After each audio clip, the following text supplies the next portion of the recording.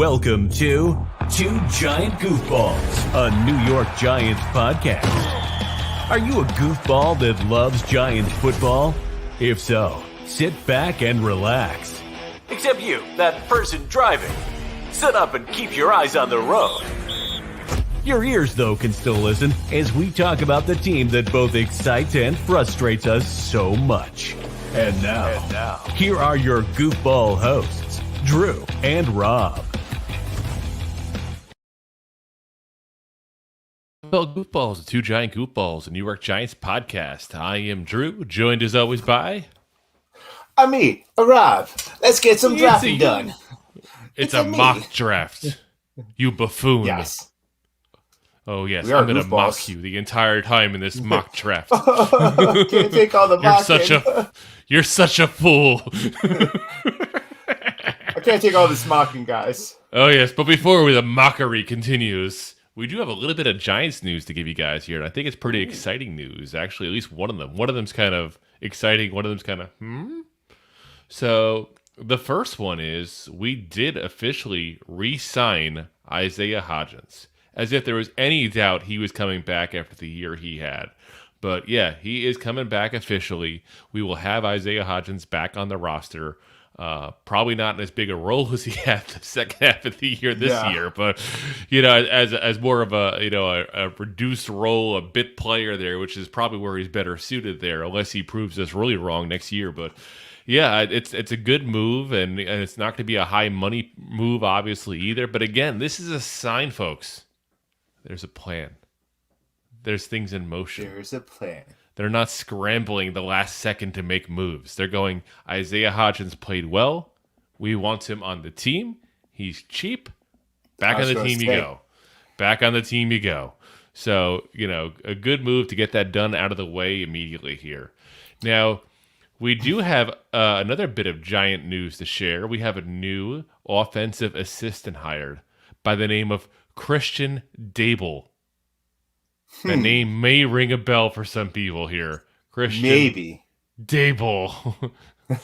So he's the offensive assistant that's going to be hired. So I'll give this, though. He did work the last couple of years in Penn State on their staff helping out there. So he was a student coach for the last 3 years.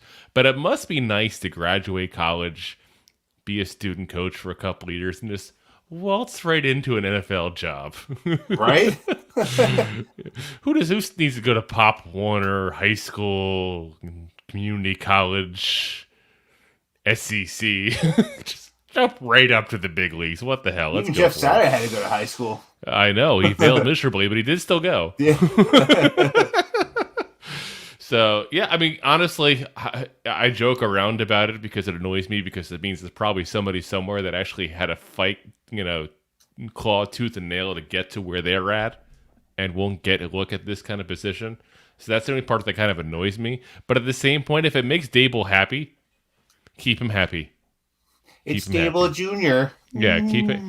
We can have generations of Daboll coaches. In 10 years, he can take over.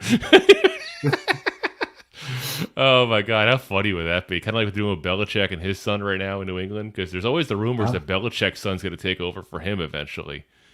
It might. We'll find out, because rumor has he's going to cut his mullet when that happens. That's the rumor. I just started that rumor, but whatever. I was about to say, I haven't heard that one bit. Nope. We're starting it right now. It's how we start. One bit of not Giants news I'm going to give you guys as well before we get started on our mock draft. Oh, this mockery. Oh, the mockery. Not to be confused with Colin Mockery. We have a reduction in price here for Mr. Aaron Jones, the running back. He went down from $16 million this upcoming year to $11 million. I think it's just interesting to keep an eye on something like that with what's going on with Saquon, because here's a guy who signed a deal and was point blank told, basically, we're going to cut you unless you take a pay cut. And they didn't wait till mid-season. They didn't wait till, they got desperate for cash. Like the season ended, they're like, take a pay cut. Yeah. Take a pay cut. So for all these guys clamoring, bring Saquon back, pay him whatever he wants. And I can't say that pay him whatever he wants is a huge crowd, but I've definitely heard of that kind of notion. Guys, it's a running back. You don't overpay running backs. That comes back to bite you in the butt all the time. And Yeah. you see late round picks become stars all the time as well. It's one of those positions you just don't pay. So No. I think this does give the Giants some interesting leeway towards going to Saquon's people and be like, listen, Aaron Jones just took less money. We're already offering you $1.5 million more than Aaron Jones is getting. And if you want to really compare the two, Aaron Jones has probably had the better career so far because he hasn't had, the health issues and all that Saquon Say he has been injured. Exactly. I mean, the guy's had 3 1,000-yard seasons, same as Saquon. He's never, except for his rookie year, had less than 700 yards. Saquon had two seasons already of his 5 that way. So again, I think it gives a lot more, oomph for the Giants to go back to Saquon's people and be like, listen, we ain't budging. We gave you $12.5 million, take it or leave it. And if you leave it, we'll go find somebody else. Because even if 100%. whoever they find is not as good as Saquon, he's also not going to be as expensive, folks. Which means we can put that money elsewhere. Exactly. If we say, I don't know, draft a running back, maybe someone's going to talk about that in a mock draft, or maybe, or just sign a couple of cheaper guys and spend maybe $5 million in your running backs. Guess what, folks? You just saved $7 million, which is the price of a linebacker. It's the price of an offensive lineman. That's the price of. And it's awesome when you spend the money on your linebackers and your offensive tackles and all that stuff up front. It makes a mediocre running back or a good running back look that much better. Oh yeah, compared to having a stud running back with a crappy, and line from him. I'll still say that we didn't. It's not like everybody struggled behind that line and Saquon was the only one. Everybody looked good against with our line. We had a good run game going pretty much the whole season. I'm fairly confident that if we get somebody else, they're not going to do as good as Saquon because Saquon's a freaking beast. Yeah, we're not taking away from his talent. We're not. But are they going to do $8 million worse? That's it. The value is the question. It's not the talent; it's the value. So we'll see how that progresses there. So, just like I said, I think it's something interesting to kind of keep an eye on and see where that goes there. So, alrighty. Let's get into the mock draft. Draft. Echo. So now, I didn't do any picks for mine because I wanted to keep mine a little more realistic like that. Did you do any trades on yours?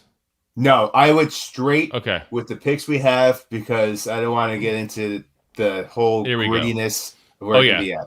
Listen, if you go through a mock draft, you can trade down like 3 times and end up like 30 draft picks. And I see people do it all the time, and I do it for fun sometimes, just messing around. But for those of us that enjoy mock drafts and get stuck in that, let me just give you guys a piece of advice. You're not going to sign 20 rookies to the roster. You won't have the roster spots to give them. No. Do not do that when you mock draft. I know it's fun. And if you want to do it just for fun, go for it. But if you're actually trying to learn about the players and who you think might be available, that's not the way to do it. Now, I'll say this. I feel like ever since mock drafts became a thing that you can easily do on the computer or on your phone, I feel like I've learned a whole lot more about players I might not have looked at otherwise ahead of time.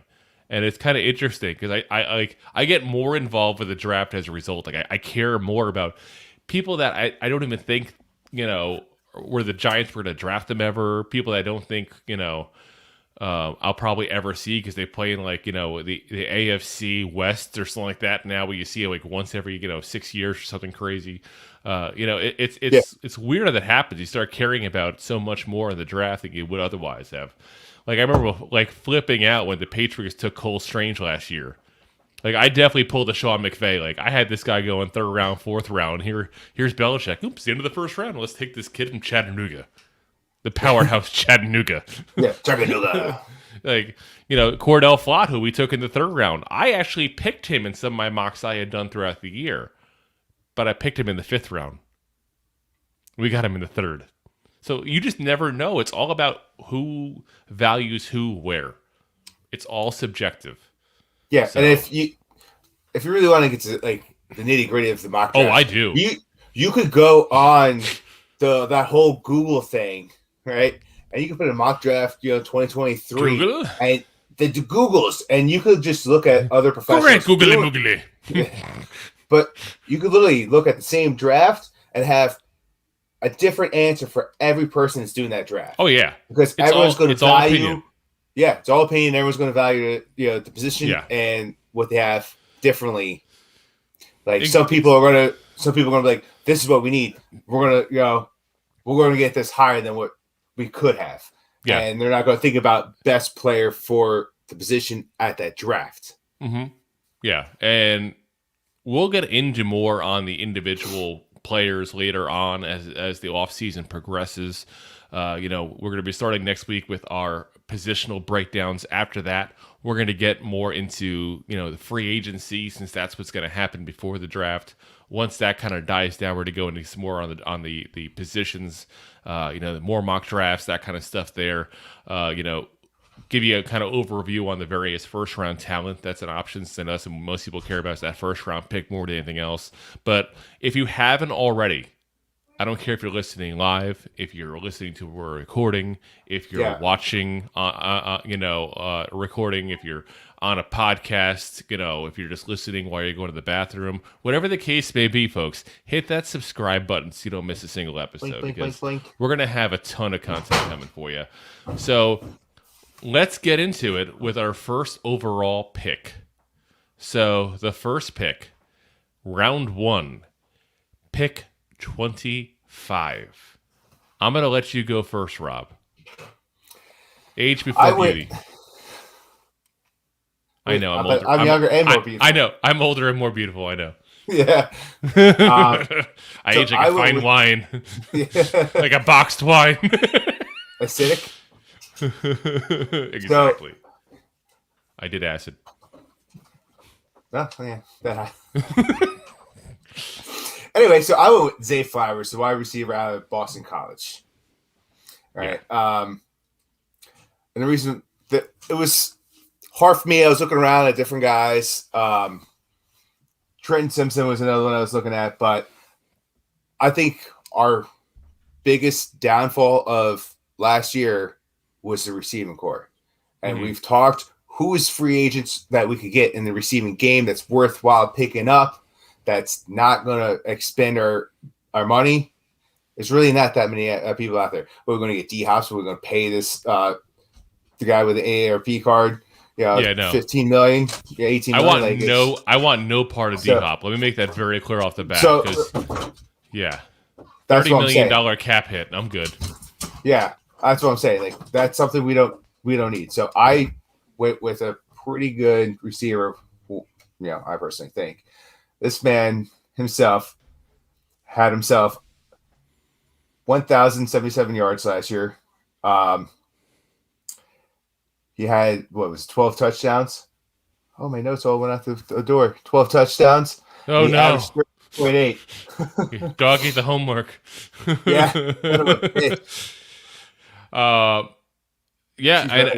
And he's, I think he's going to be a really good player in this league. The one concern I got to say that I have with him is his hands. I've definitely seen some drop passes by him, and I don't know if that's something that can be taught out of him, but I'm hoping so, because how many times, folks, do we see Darius Slayton wide open and drop a pass? And it's just so frustrating. It's like, this is your job. You're literally a wide receiver. Receive the ball. Be the receiver. Receive it. You have one job. Exactly. And he's not a big guy. He's only 172 pounds. Yeah, I mean, he's a small guy, and I wonder if getting hit by a guy who is literally twice your size in some cases is going to be an issue as far as him holding on to the ball there. But I like him overall. I like the pick overall, And if he's available, it's definitely somebody I think the Giants should look at. Yeah, if he's there that late, I mean, Yeah. once again, could be a know. different position down the road. Could be a top 10 pick for all we know. You never know where these guys pick people. It's crazy. Daniel Jones. Yep. So you mentioned a guy who was available that you thought about taking, and I didn't just think about it, I took him. And that's Trenton Simpson, linebacker out of Clemson. Because I agree with you on wide receiver, but I'm going to put it as a tie with wide receiver and linebacker both being the main issues. And Trenton Simpson was the best player available when I was picking, and I'm a very big proponent on take the best guy available, figure out the talent. And the guy's absolutely electric player there. Great in coverage, great in pursuit, things that we've been very, very much missing. Just overall been a great running back. The only thing that I'll say is a little concern is he's kind of like that tweener kind of linebacker where he's almost like a safety, but he's not quite a safety. Yeah, he's kind of like utility knife. Yeah. He could kind of move around different spots. I thought Weaver liked the versatility that he brings to the table. Yeah, and I do think that's going to be something he's going to like. I really do. The big thing with him, I think, as well, is just because based on how he plays, I think he's going to need good defensive tackles, kind of like a Ray Lewis used to need as well. Not that I'm saying he's Ray Lewis. He's by no means Ray Lewis. But Ray Lewis needed, a guy like, a big tackle like a Tony Siragusa to go ahead and, take those guys on to keep him freed up. And I think he's going to need that as well. Luckily, he's going to have, Dexter Lawrence potentially, also Leonard Williams, depending on what happens with his contract as well. So, yeah, I think that's a big thing that we're going to have the guys necessarily to keep him freed up and let him do his thing there. So I'm kind of excited to see what he can do because I think he's a pure athlete. But I also have any guy. I'm going to give you guys a pro and a con for everybody. Basically, it's always that this could happen, that can happen. I mean, you never know. But that's the one thing that scares me is if he gets a guy unblocked towards him, can he shed the block? Can he set an edge if need be? If the edge rusher is going towards the quarterback, it's going to be interesting to see that part of him in the NFL. But absolutely electric. Played in an amazing conference, obviously. Played against some great competition. And I think this is a guy that would be potentially the best linebacker we've had since Antonio Pierce. I think he's going to be that good. Well, I mean, if we get him, then I hope so. Yes. All right. Alrighty. Pick number 2. We got you want to go first with the second? 57. Yeah, I'm going first with this one here. I was about to say, we got to switch. We got to snake it just like the draft. Flippity flop, flippity flop. We're snaking this draft. Is there a snake in the plane? I'm tired of all these snakes on these planes. Get these mother effing snakes. So I went wide receiver this time. I did, because I agree with you. We need a wide receiver. I had a guy available towards the very top that I wanted to go with. I did have an edge rusher listed as best player available before him, but I'm okay with Kayvon and Aziz, and I didn't want to take the risk of not getting a high-end talent wide receiver in this draft. So I got Marvin Mims, wide receiver out of Oklahoma. And, the guy has been absolutely electric for them. He's great at yak, which is something that I love seeing as well. A guy who can go ahead and get... No, not... I don't know if he's good at puking. I also don't know if he can climb the Himalayas, if that's your next question. But he's a consistent catcher. He's a guy that's also a little smaller. And I think that's going to scare off some teams. But I look at how much the Giants really wanted to get Devonta Smith when he was coming out of Alabama until the whole Cowboys and Eagles screwing us over to leapfrog for him. And I think that that's not going to scare them because of that. I think he's going to need a little more work on fine-tuning his routes as well. But the guy has hands. The guy has natural explosive ability, and you can't always train those things. So I'll take a guy like that. I'll fine-tune some of the stuff he needs as far as the routes. And like I said, I think we're going to get a really good wide receiver, overall here to go ahead and be, if not a 1, maybe a 2. You know what I mean? I'm not sure if he's going to be a solid 1, but I'm not sure that solid 1 is going to be available for us in this draft because there's usually a pretty good run in the middle of the first round. That's what we've seen the last Yeah. couple of years. To have one even at 25 for us would be amazing. But, like you happen to luck out and get one. I didn't have an option in what I did mine. So we'll see where that runs. But like I said, I got Marvin Mims, like I said, out of Oklahoma coming to be a New York Giant. All right. I like the pick. Once again. So I also with I don't know if you're aware of how a mock draft goes, sir, but you're not supposed to be so cordial. Oh, well, You schmuck. I mock your pick. I went with Tariq Stevenson, the quarterback out of Miami. The corner out of Miami. Yes. So this guy had 18 total tackles last year, 2 interceptions, and then he's also 6 foot, 214 pounds. So I mean, the guy's got some speed on him. He's his 2021 year was also almost twice as many tackles, twice as many assists. He had even half a sack in his 2021 career. 2022, no sacks, but he had 2 interceptions, which he doubled from last year. So I think that's another position where we're lacking. Which what I really like Jackson about down. him? You know what I really like about him? I think why this is a good pick if we go this route. He's extremely physical and he's a tough man corner. Yes, What is Wink like? he likes Extremely tough men. physical, tough man corners. He doesn't like tough men. Whoa, where'd you go? You don't know. Don't judge. Listen, I'm not a judge. That was the previous coach. Touche. But yeah, no, I think it's a good pick. I really do. I think it's a player that Miami's obviously given some good players over the year. I think he needs a little bit of help in the tackling department. From what I've seen of him, he has had a few misses on that, but that's not atypical on corners because some of these guys are just the flashy corners, and that's what he's been. So Yeah. I was gonna say, look at Dory Jackson, right? How many tackles did he have last year? Yeah. Just because your corner's not getting you tackles doesn't mean he's not doing a good job. It means he's stopping the ball from getting into the hands of the receiver, which is his job. Exactly. So like I said, I like the pick. I do. As much as this is a mock draft, and I want to mock you for it. Instead, I will mock you for your hat. It keeps on going to the side. Need a new hat. All right. For my third pick in this 2023 mock draft, I went with Sean Tucker out of Syracuse, running back. Oh, see, I see what you did there. I did. So I do believe that one of our 2 running backs that we got that have seen the ball a little bit this year, or quite a bit this year, will not be a Giant next year. So we will need to replace. Let's replace with a guy that's 5'10", 205 pounds. Not quite as big as Barkley, bigger than Brett, I believe.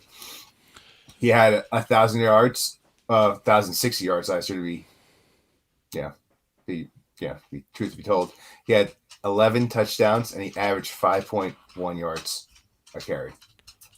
What I think is interesting about him is he's a smaller, fast running back. But he's also a little sloppy in pass protection.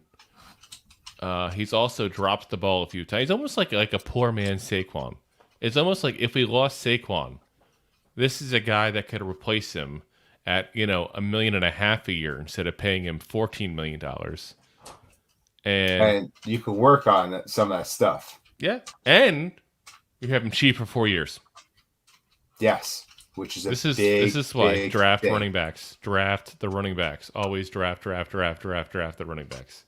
Yes, I'm just saying. Look at the and I see the thing going around nonstop on social media. So I don't want to beat a dead horse, but you see the list of running backs on teams that won the Super Bowl, and there really hasn't been a guy in the last 20 years that's gotten more than $2.5 million salary. The teams with the high profile running backs do not win championships, guys. And whether it's because they're paying these running backs or it's just coincidence, I'm not going to say either way. Either one's possible. But it's something to look at because I don't want to continue getting to the playoffs and being out in the second round. Playoffs! I want to win a championship. I want another ring. I want number 5 so we can tie the Cowboys. And all their fans can shut the hell up because it means we had 3 Super Bowl rings since their last one. Yeah, we don't have to listen to them anymore. Saying, Yes, we got one more ring than you. Yeah, we got one more. Let me put a little Rust-Oleum on it because it's got rust. Yeah. Yeah, it's old. They haven't won anything in forever. Let me put it this way. I'm old, and the last time they won, I was in middle school. Yeah. And I'm 40 now. Yeah. And the last time they won, I was in middle school. For those in New Jersey that are old, remember that time that we had like 2 feet of snow, and those of us in school were out of school for like a week, the blizzard of 96? That was fantastic. That's the last year the Cowboys won a Super Bowl. Think about how long ago that was. Forever. Coming up on their they're coming up on the 3-year anniversary of it. Yes. They should really celebrate 30 years of losing. Yeah. So, it's funny you went with a corner because the next pick, 3rd round pick 89, I went with Kyle Blue Kelly, cornerback out of Stanford. Ooh. So I also went corner. It's like we're going in the same positions, just like a slightly different order because I picked the linebacker to start. Yeah, I was about to say. Yeah, that's basically the difference here. Guy's been, he's one of those aggressive guys on the field. He plays man coverage very well. He's the one thing I think is a concern, the same as I mentioned, as we talked about, with your pick there. He's had some missed tackles. The other thing I didn't even mention with yours that I should mention as well is, again, the fact that both our guys that we picked for corner are very specific to Wink's defense. They're press man corners. And if we ever lose Wink next year or something like that, we still have these guys for 3 years. And they're not those guys that can switch off the zone. They are specifically press man corner guys. So it's just something to think about as we talk about corners, because if you get a guy who's versatile, then he's versatile in where he can play, what kind of scheme he can play in. And we might be changing in a year or two our defensive scheme entirely because we can't hold on to Wink forever unless we can, which I would be very happy with doing until he's not effective. Yeah. Whatever day that may be. But yeah, so like I said, I'm drafting Kelly. I'm taking a guy who is obviously very intelligent because he went to Stanford. A school that's got some history with some corners, a la Richard Sherman. So, yeah, I'll take a guy like that all day of the week, especially a 3rd round pick, because that's a guy that I think has the potential to be our number 2 corner. Yeah, I agree. Hopefully, I don't see him starting too much this, I see the corner starting, but I don't see him starting number 2 at the beginning of the year, but they can work their way up, both these guys. Oh, yeah. All right. Who you got next? Is it your turn to snake? I just went. My pick 89. You're up next. Yeah. Which is interesting. So I just realized something. So you used NFLmockdraftdatabase.com, and I had to use PFN's. And they have us listed on PFN at pick 102. NFL Mock Draft Simulator for the NFL Mock Draft Database one has us listed at 100. So that's a little weird there. I'll have to look to see which one that really is. But yeah, who you got there? Pick 100. I went with Ivan Pace Jr., linebacker out of Cincinnati. Ooh, it's almost like it's almost like where we know what the issues are with the team, and we're drafting based on that to a certain degree. Pretty much. So this, he's a senior, 6 foot, 239 pounds. He had 4 sacks last year, 60 solo tackles, which is fantastic.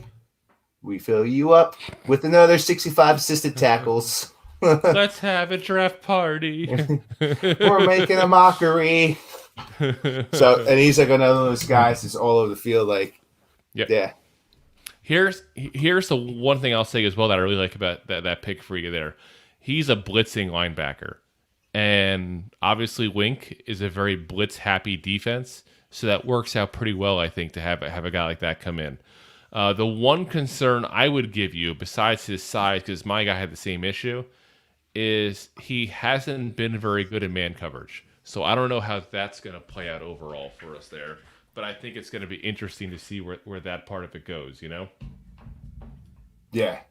So give me 1 second there, Rob. I got to step out for just 2 seconds here, or else we're going to lose this because dummy me forgot to put my power cord in. So talk about him a little more for a second. Oh, geez. Look at him go. Should we talk about Drew since he's gone? I'm going solo here. All right. So Ivan Pace Jr., linebacker, makes me feel very old because he was born in the year 2000. He was in the Senior Bowl this past year. He started out in Miami from 2019 to 2021 and went transferred over to Cincinnati. He was the AAC Defensive Player of the Year, unanimous All-American last year. First team All-ACC 2022. First team All-MAC 2021. So this guy's has some potential here to grow. He played in 13 games as a true freshman year in Miami with 19 tackles and 7 sacks his freshman year. Okay. I'm back. Did we go over the Gettysburg Address? We did. Luckily, it wasn't that long, guys. 7 picks ago. Yeah. Alrighty. So, you ready for my next pick here? Are we doing the snake still or no? Pace? Yes, we are. So now I got to snake over to my next tackle. My next tackle. Uh-oh. Whoa, you just did pick 100. I got to do my pick 102. Aren't we snaking? That's what I was trying to say before. We started with the snake. You did 2 right away. I did my first. Oh, no, I was just flippy-floppy with you. Oh. Well, that's what the snake draft is. I start, you go down, I go. The snake draft. That's how you do in the draft. That's fine. You can give me your 102. I was doing like that, so that way we each get to go for the same picks here. So I got my 102, and I completed our rendition of having identical positions drafted by drafting a running back, Kendre Miller, running back out of TCU. Guy is the exact opposite of Saquon, because I think we're going to get Saquon back. I really do. I think that the tea leaves are telling me that. I could very well be wrong because he could put a line in the sand with the money and wait for somebody else to get it, unless we can put a franchise tag in, which is what I really want to do. That's probably what's going to happen. You gotta sign Jones first. You're not going to take the risk of letting Jones hit the market. If we can sign Jones first, then tag him. Say, you know what? We gave you $12.5 million. We gave you a chance. Now you can pay You can play $10 million instead. Yeah, on you. Sorry. Yep, you had your chance. So the interesting thing about Miller is, besides the fact that TCU obviously has played some pretty good talent here the last couple of years, the guy is the exact opposite of Saquon. Like I said, he's a natural running back with great instincts and vision. We've talked before about sometimes we've had some questionable choices on Saquon on his vision when a hole is open right in the middle. He tries to bounce outside. He's a very strong running back. He does have issues overall with being explosive. He does have issues with production in the passing game. Like I said, I think he's the perfect complement to Saquon, because I do think we'll have Saquon here at least for the next couple of years. And I think this is a guy that, if I'm wrong in what he is and he shows up to be better, then great. You got an eventual replacement. All our drafts. Yeah, you got an eventual replacement then for Saquon, because let's be honest, running backs don't typically have the longest shelf life in the world. No. So I got Kendre Miller. Like I said, pick 102/100, since both of our mock drafts, the websites gave us different numbers. Yeah. So it's weird. Who you got coming up here at pick 128 in the 4th round, Rob? 128. I went with Blake Freeman, offensive tackle, BYU. This dude here, I don't have too much on him, but he's a big ass dude. Excuse my language. Are Are you saying Baby got back? Oh yeah, he got some back.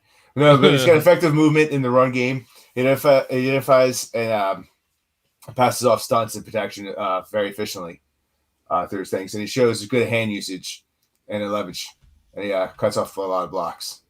Yeah, I mean, listen, we obviously need help at the offensive tackle position. And you'll hear some people in these kind of mock drafts going, we don't need one. We got Evan Neal. We got Andrew Thomas. Well, what happens, guys, if one of those guys get hurt? What happens if Evan Neal doesn't do as well as we're hoping year two? And we go, I mean, we've even seen guys regress in their second year. You never know what's going to happen. Never know. I mean, he does have some concerns with him, but I think his concerns are technique. Yeah, pretty much. And the big thing is, to be coached. You're picking this guy in the 4th round. You're not picking this guy up as a first-round pick. Well, so I'm okay with have a guy sit for a year or two, learn technique, and have him hopefully be ready to go if his number gets called. Well, that's it. I was about to say, a lot of the concerns were the same concerns that we have with Evan Neal, that they worked on, his technique. Yeah. A lot of footwork, a lot of work. Very good in the running game, but it had issues in pass sets. Yeah, sounds very familiar to Evan Neal. So, yeah. So, I did go different here. We're gonna end potentially our streak of picking the same kind of players here, but in different spots. So let's see. Well, it depends on what you did, because I really, really want to shore up the linebacker position in this draft. Because I think linebacker is a position you just draft and draft and draft, same as, offensive line, same as corners. Like, you got to keep drafting these guys, basically, because you got to keep them young, keep them fast, keep them moving. So I went ahead and went with Dan Henley, linebacker out of Washington State. For those who were here for our first mock draft, I picked him then as well. And I saw him available as like the best player available, and I'm like, do I go with a second linebacker like that this quick? Yeah, I'm doing it. So this is a guy who is, ironically enough, as I talk about Simpson earlier on the first pick, he's like a poor man Simpson, basically. He's like the Family Guy. The Walmart. So was a former wide receiver that he converted over to linebacker. Think about it. A wide receiver who got converted to a linebacker. That's you don't see that very often, that kind of thing. You occasionally see a quarterback do it. I've seen that before. I really don't ever hear about that kind of stuff.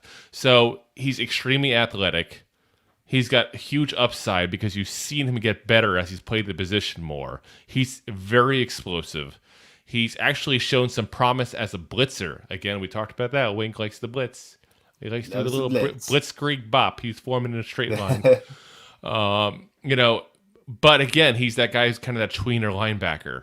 So the question is, can he play every down? Can he shed a block? That's going to be the thing. And I think it's going to be one of those things that we're going to learn that later on as we go. And I think because of his athleticism, if you need to start, Simpson and save our Beavers, Terry and Beavers there. Hashtag. Then we got those two going to start. And he could be a guy that takes another year or two to kind of season, since he didn't play the linebacker position much, and then can go ahead and be a special teamer for us for a little bit. There's no shame in that of a 4th round pick, to be a backup linebacker who plays special teams, as long as you hopefully progress to somebody who gets actual decent time before your contract's up. So yeah, like I said, I got Henley again, linebacker to Washington State. Good. So I'll take it. who you got with your 5th round pick there, Rob? Is it a linebacker? No. I switched up, because where else did we struggle a little bit? I mean, I do like our defense, but I went with the defensive lineman out of South Carolina, Zach Pickens. Zach Pickens. All right, tell us about Zach. Good old Zach attack. Is he friends with AC Slater, perhaps? And does he have a crush on Kelly Kapowski? Yeah. Because listen, if he did, who can blame them? I think every kid back then had a crush on Kelly Kapowski. Yeah, pretty much. Yeah, pretty much. Yeah. It's either that or you just were into women. Some of you guys were into. It was Zach or Kelly. I'm not judging either way. Hey, listen. Slater was. Anyway, so yes. Listen, AC Slater is a schmuck, first off, okay? Mario Lopez, for those who don't know, and I'm going to say disclaimer, this is my own personal opinion. You can't sue us now. You can't pull a Brett Favre. He's a schmuck. He's an absolute schmuck. There was just something always when I saw him in interviews seemed fake. And then, he married the Doritos girl, right? The girl that was in all those Doritos commercials that every guy was hot to trot for 20 years ago. You know what I'm talking about? Okay, so I'm telling you, if you just Google, and I'm going to verify right now. Yeah, just Google Doritos girl. She'll come right up. Her name is Allie Landry, apparently. So he married her. He went out to go get some ice or something during the honeymoon and went down to the bar and tried to cheat on her. What? On the honeymoon. Schmuck. Yeah, that's pretty low ball. Yeah. Yeah. Wow. Yeah, that's not even oops, I made a mistake years into the marriage. That's I decided to do this on the honeymoon. That's we're just doing this way. You don't have to say anything about putting a ring on anymore. Exactly. Terrible. Exactly. Anyway, but back to Zach Pickens, who had nothing to do with AC Slater's mistakes whatsoever. This man, 6'4", 305 pounds. He was in 2022. He was the Rex Enlightened co-player of the spring defense. Ooh, right. 2021 SEC Fall Academic Honor. Ooh, honor roll. He's a smart guy. Yeah, that's why he's not on the show. The mockery. More importantly, in 2021, he was most improved player of the spring defense. Yeah, you know what? He's smart enough and he can learn and improve. One thing that I really want to see him learn and improve if we do take a guy like this is as big as he is, because again, you mentioned he's 305 pounds. He's a big boy. He has trouble getting around double teams. He's the size of two people. You need to figure that out, guy. You got to figure it out. And I worry about that sometimes because that's one thing that I feel like people are very good at or they're not. And at that next level, that's a huge thing. But again, when we're picking guys in the fifth round, the sixth round, the seventh round, these are guys that you're going, I see he does this good. Let's see what else we can teach him to do good while we got him. Yeah, this is not you're looking for your starter and you're looking for the guy who's your franchise player. If you're looking at that in the sixth round, then you better hope Tom Brady's available. Yeah. That's the only sixth round pick I can think of off the top of my head that was that kind of player. So yeah, I mean, like I said, it's a good pick. It's a position we may very well need depending on what happens with Leonard Williams. A little more depth on. We talked about it in the episode where we went over all our potential free agents. We have some free agents at that position as well. So yeah, no, good pickup, I think. I appreciate that. Thank you. You're welcome. You're welcome, sir. So my fifth round pick, I continued the trend where I went with a position that you already went with. Tackle. I went with a tackle. John Ojukwu out of Boise State. The bluegrass field itself. And ding, ding, ding, ding, ding. He's one of those guys that I think is going to have a long career as a swing tackle. I don't think he's ever going to be a great starter, but the guy's got the size, he's got the height, he's got all the measurables you're going to want out of a tackle. And there's no question of if he's big enough to play tackle in the NFL. He's got a ton of experience, over 3,500 snaps in college football. But he's got some issues overall with his technique, as far as leverage, setting the anchor, the stuff that you get taught basically in Pee Wee football. And he's been able to depend on his size at college, and that's not going to happen at the NFL. So, but I do think he's never going to embarrass himself either. He's one of those, I think he's a high floor, low ceiling kind of guy, where he may eventually turn into, best case scenario, a low-end starter, worst case scenario, an okay backup. and that's fine to have at this kind of position. That's you're not expecting, to go ahead and get the best player in the world right now. So I'm down. Yeah. So how many picks did you actually go with? Did we establish this? Because technically, I went with them all. Well, I'm saying as we go through this, I realize how many I went with. Did we get to 5, 6, 7, 8, 9, 10? No. You and I got the same amount of picks Perfect. here. So because the ones we were using were basically assuming the comp picks that we're expected to have. Right. I don't think we've actually been given fully yet, but we're gonna get them. Yeah. There's Goodell was already talking about that, so hopefully we get them. So go with it. Who's your next player? Will Mallory. Once again from Miami, tight end. Mallory. Welcome to Miami. The ding, ding, ding, ding, ding. So tight end, we talked about it, like the way this offense has worked up. I think it's... I can't help but laugh right now. I'm looking at my notes I have for the player, not to circumvent your notes. It's your player. But he's a tight end with firm hands, it says. It's not the only thing that's firm. Whoa, hello. Hey now. Let's keep it PG. What are you implying, sir? I'm implying everybody likes a good firm hand. Yeah.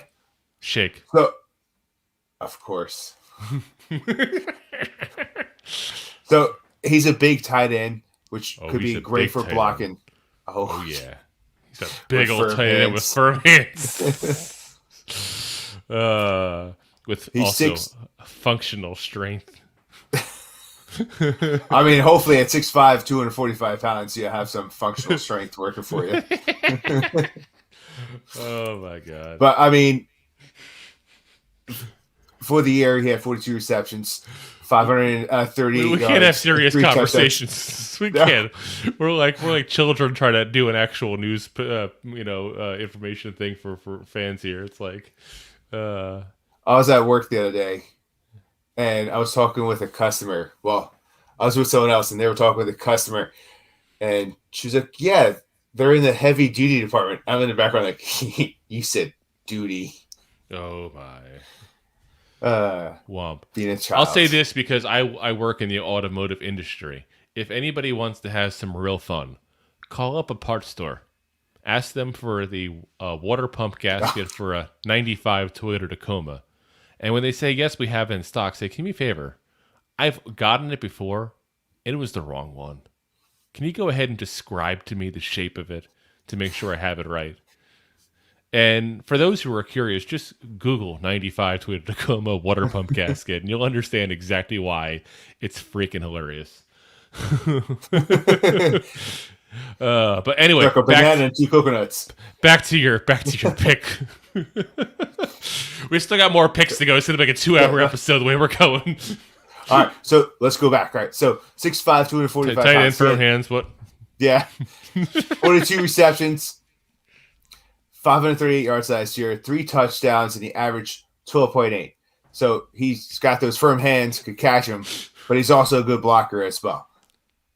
So the way this offense works, to get him, Belgers, working together, could be a nice little extra padding for our current, possibly new running backs and DJ. Yeah, and you know what? I thought about trying to get a tight end at some point in this draft because of, just looking at the need. I personally think, and I could be wrong in this, so I'm not to say that your pick was a mistake. I personally think that what's going to happen is we're going to go ahead and get a second tight end in the in the free agency time period. A guy to have a double tight end set with Bellinger, and I think that Lawrence Cager is signed already, and we might sign one more camp body, and that's going to be our tight end group. But I'm with you on the thought process because I think we need another tight end. My question is just because of the fact we need offensive weapons in general, are they going to wait to get a tight end this late in the draft when there's not a lot of good wide receivers available in free agency? I think they're going to get one in free agency from the tight end position, a guy who's going to be that big slot receiver kind of guy, like a Mike Gesicki or Dalton Schultz, that kind of guy. So hopefully I'm right on that. We definitely need some weapons, guys. We need weapons. Yeah. I mean, I will with with the Shane concept. We need weapons. I went with the best available player at the time of the draft. Yeah. No, like I said, it's not a bad pick. We need weapons worse than Ukraine does. So. Oh, no. Let's not go political here. I didn't go political. I went geographical. Touche. So, yeah. Now we lost all our viewers in Russia. Da. Both of them are gone. You go, da. That's German. It's also yes in Russian. Is it? Yeah. No, I don't know. I don't speak Russian. Why do you speak Russian? How long have you been a citizen, Rob? 37 years. And before that, months. Were you somewhere cold, perhaps?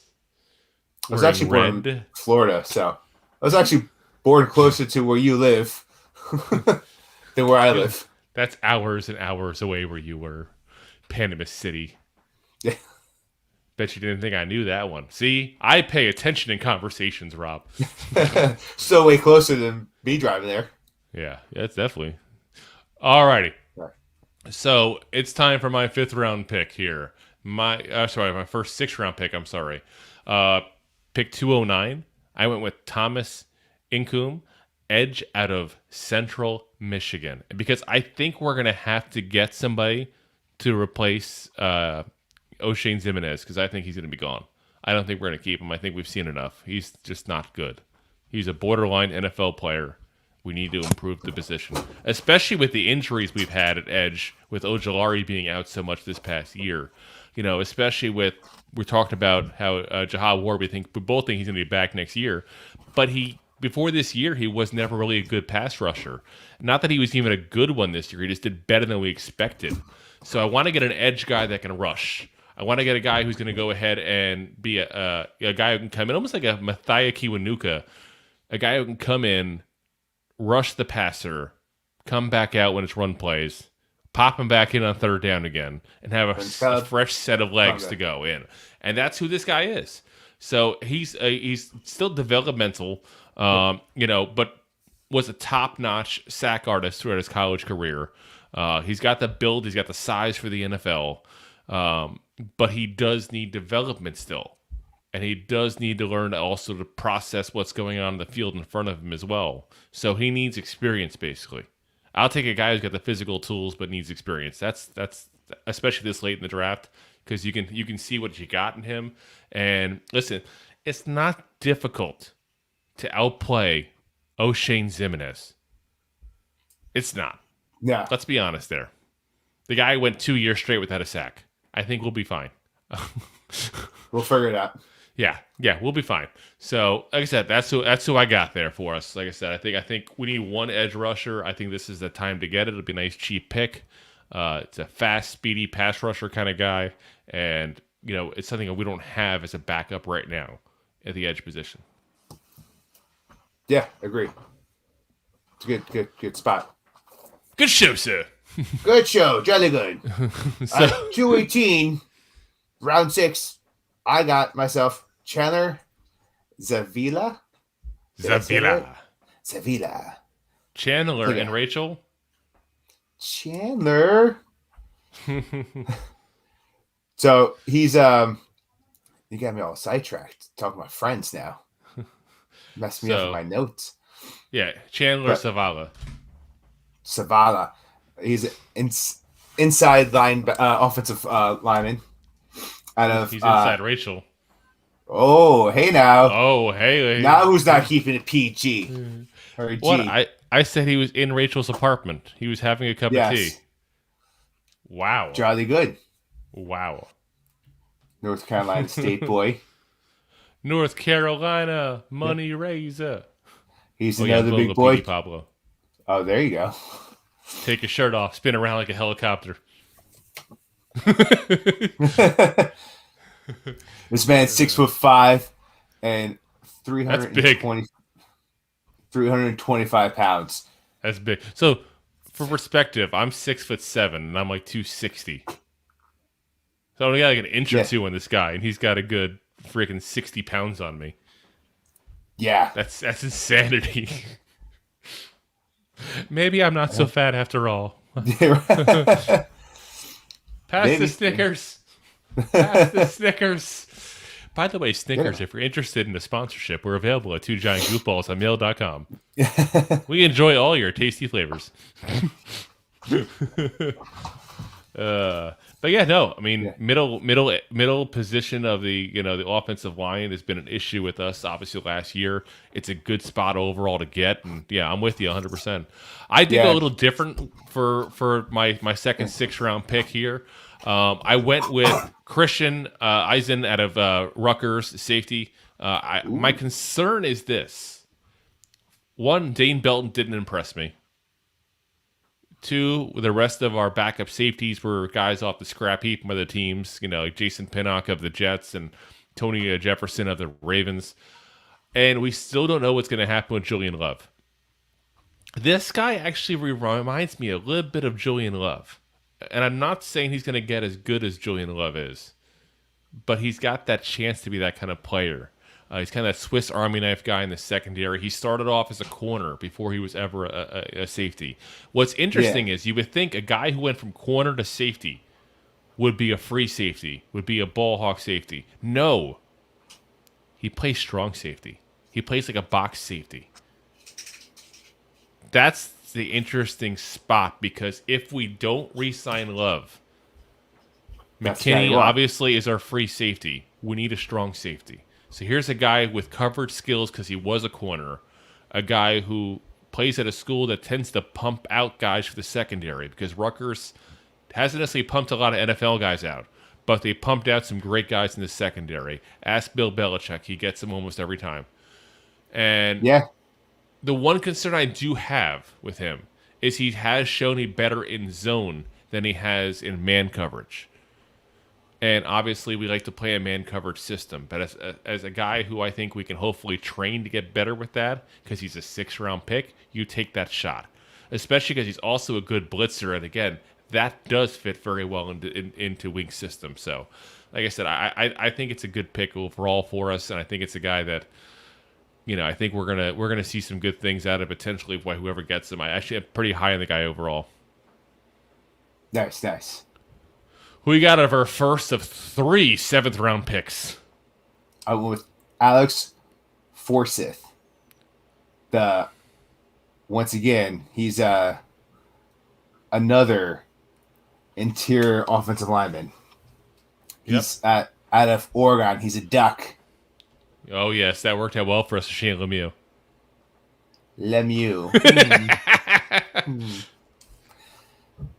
Yeah. Anyway, he's another big guy, 6'4", 312 pounds. Yep. He almost won he was a finalist in the Jason Witten Award that he does for these guys. Lombardi Award in midseason. He was on the watch list for that. Yeah, and it's a good pick because this is a guy who has the NFL size. He's shown he's been smart at some of the moves and reactions he's had. He's been a consistent player to Oregon, but he does have some technique issues, which is, again, we're not going to get a perfect player in the 7th round.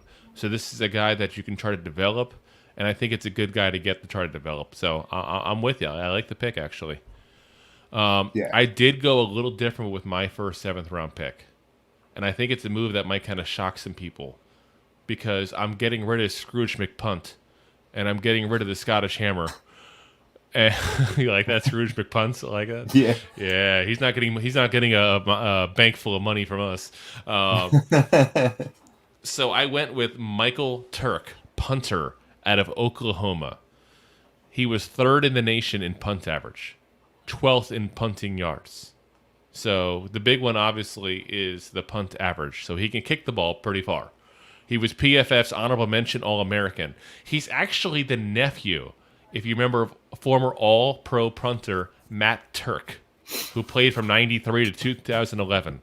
So this is a guy who has got some family history here. His nickname is Hang Time. I got a lot of information on this guy for a punter. I'm actually excited. I'm really excited about this pick. Now, here's the really interesting part about this. I have never, ever heard of this happening in my entire time following the draft, looking at, mock drafts, looking at, guys for the Giants overall before mock drafts became a thing online. He actually went to get drafted in 2020. He went into the draft, was undrafted, and the NCAA reinstated his 2 years of eligibility. I have never seen that happen. So, yeah, so I think it's a guy who's had a lot of history with the NCAA. You got a lot of good experience, and he is that guy who, while he plays a position that you don't typically count for athleticism, he's very strong. He's very athletic. So when he did go to the combine, which is interesting because usually you don't get combine information this early on. So 2 years ago when he went in, he actually broke the record for bench press reps amongst punters. In fact, he was so good that he did more bench reps than all 33 wide receivers that participated, 12 out of the 13 tight ends that participated, and the one guy he didn't beat, he tied him for bench press reps. Who's that? And here's the kicker. He's the kicker. No, he's the kicker. He beat out 19 of 34 offensive linemen for bench press reps as a punter. As a punter. It's going to be hard to be rough from the kicker. He punted for 3 different colleges. 3. Lafayette College, Arizona State, and then when he went back after being not drafted, he went to Oklahoma for the last couple of years.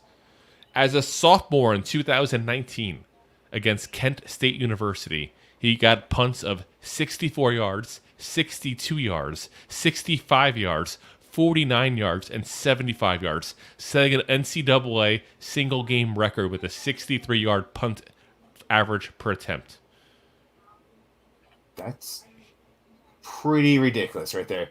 Yeah. I don't think I've heard anyone so excited to talk about a punter. I you know what it is? Because this is the time to do it because we have so many goddamn picks.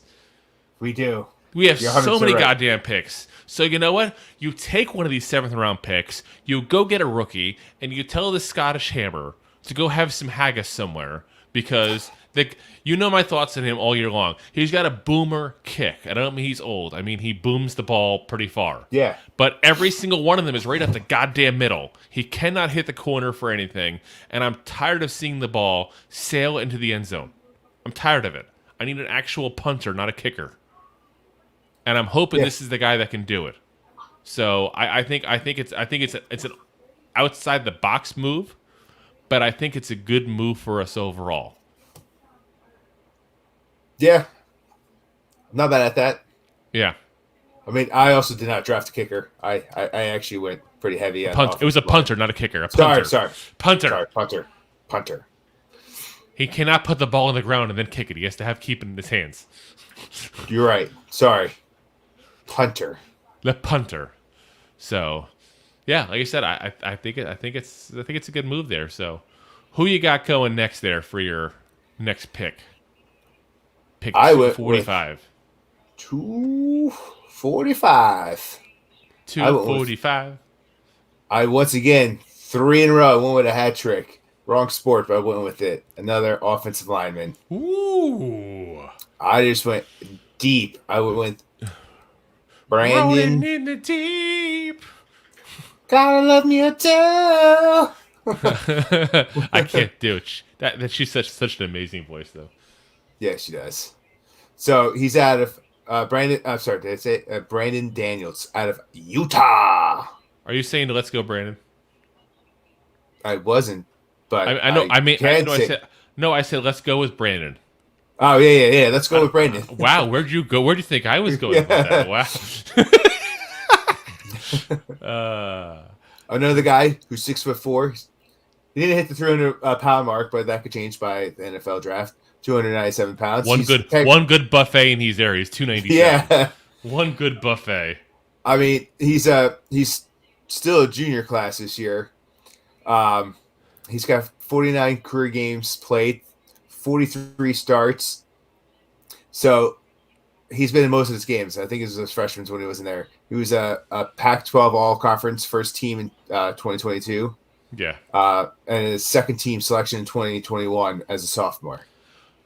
You know what I like about him? He kind of reminds me of the kind of plug and play kind of linemen that we used to have with the old Giants, you know? Like a guy who could literally play pretty much any position, kind of like a Nick Gates is now for us. Because he played at both tackle positions. He played a left guard. Obviously, if you can play left guard, you can play right guard. You just might, you just might need some speed stick, but you know. Say step back, you'll be right. Oh yes, I went right guard speed stick on you. By the way, right guard, if you're interested in a sponsorship, we are available at 2giantgoofballs@mail.com. Please reach out. Yes, but yeah, I mean, he's a guy who I think is better suited as a guard in the NFL. I think he'll be a backup guard for somebody, and again, we need bodies there. Yeah, so I'm cool with it. If you go onto Utah State's website, and they'll talk about it, say how this guy has helped them average their run game being so damn good. No, they would not say damn in Utah. They do not cuss there. They do not cuss there. They will say he was gosh darn good. Yeah, he was gosh darn good. And then the bar shuts down because it's past 10 o'clock. Pretty much. Yeah. Alrighty, so next up, on my 245 pick, I have the guy with the coolest name we will ever have in the NFL draft, pretty much, okay? And for those people who are wondering this when I say the name, they're going to say, is that really his name? This is legitimately his legal name. He did change it as a teenager, and his parents were okay and signed off that it's okay to do it. His name is Bumper Pool. That's fantastic. Bumper Pool, linebacker out of Arkansas. The guy is an absolute tackling machine. He's got SEC experience, got a very high motor. He's shown to be very good on special teams in college, which is, again, these are the things you have to look at later on, because these guys who are backup linebackers, and again, I know I took another linebacker. It is what it is, guys. Told you, Beavers is the only one I want to keep on next year. We got to retool that whole entire position. But when you're going to make it as a guy who's drafted in the 7th round as a linebacker, you're going to make it by playing special teams and playing special teams well. So this is a guy that has the athleticism to play on kick coverage. He's got length. He's got the right kind of body to do this kind of work. He's not a guy that you go, oh, he's way too small to play this kind of position. He's there. The only issue he's had as a player in college, and he's been very inconsistent in pass coverage, reading passing plays. He needs a lot of work on that. But if you need a guy that you can pop in during run-stopping plays, especially since, remember, we already drafted a linebacker. I drafted 2 tweener kind of guys. So now we're getting a guy who's the complete opposite, a guy who's a beast that you can throw in on goal line situations, a guy you can throw in on 3rd and 4th short, kind of positions there, and, see what he develops into overall, but pop him on special teams and those kind of short yardage things. So, yeah, I think it's a good enough, as good as you're going to get in the 7th round pick. I'll put it that way. Yeah, no, I agree. And it's funny because my final pick of this draft was a linebacker. Oh, is it Bumper Pool? Did you also like the name Bumper Pool? I love the name Bumper Pool, but he wasn't available when I got to pick him. First off, let me ask you this. If you had a son, Rob, and he was 16 years old and comes to you and say, you know what I want to do? I want to change my name. You go, son, what would you want to change your name to? What are you interested in? Bumper Pool. Sold. Bumper Pool. Are you signing that paperwork? Because I'm saying it right now. If I have a kid at 16 who wants that, I ain't signing that paper. It depends. Because if he's really good at football and he's going to put me in a good retirement home, you could be called Bumper, buddy. We're drafting him in the 7th round. Trust me, you were going to be in the cheapest one ever. So Ken Cristiano chimes in saying, "I would take him to rehab." They tried to send him to rehab. No. Someone should have taken her to rehab. I'm just saying, she did die from alcohol poisoning. I mean, she literally sang about how they try to take her to rehab, so. Yeah, apparently not hard enough. Alrighty. So who'd you get that? What linebacker did you get with their last spot there? The one who does not have nearly as cool as name as Bumper Pool. Nope, definitely does not. But he's a Duke guy. So is he the Duke of Earl? Duke of Earl. I went with Seika Hayworth. Ooh, 6'3", That sounds like a fancy coffee. He does. Doesn't it? It sounds like a coffee. Yeah. It does a little bit. You're right. It's like, what's that? That's a steak of Hayward in my cup there. Yeah. But 6'3", 240 pounds. This guy had a pretty nice stats last year. He had 48 solo tackles. 48 solo tackles. I was worried you were going to say he had some pretty nice sacks. Yeah, he had some pretty nice sacks. He had some pretty nice sacks there. Yeah. Well, multiple sacks. Whoa. Both of them. Whoa. Crazy. It's like elephantitis. Yeah. Better watch out, bud. But yeah, no, I mean, he's a good development guy. A guy that has played decent at the school he went to, but he went to Duke.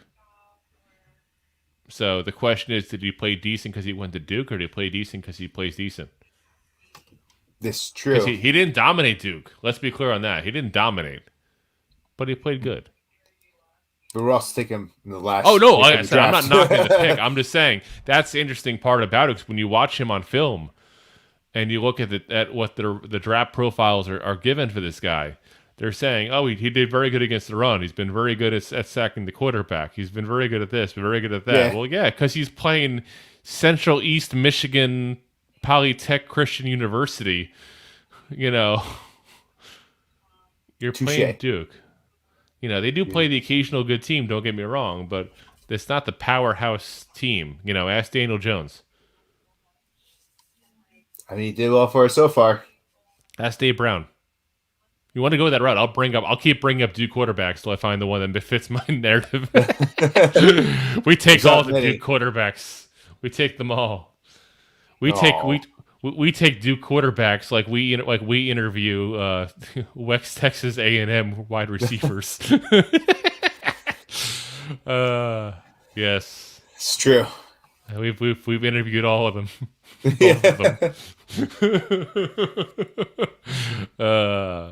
Good guys though. Guys, but yeah, come back yeah. Hey, listen, I'll always talk to a former player. I love the perspective of people actually play the game like this. So, for my last pick, I did go with an offensive lineman, and I did go with the guard out of the Bluegrass State, Kentucky. So I went from a Bluegrass field in the TCU running back to a Bluegrass State with a guard out of Kentucky. I go with Deshaun Manning.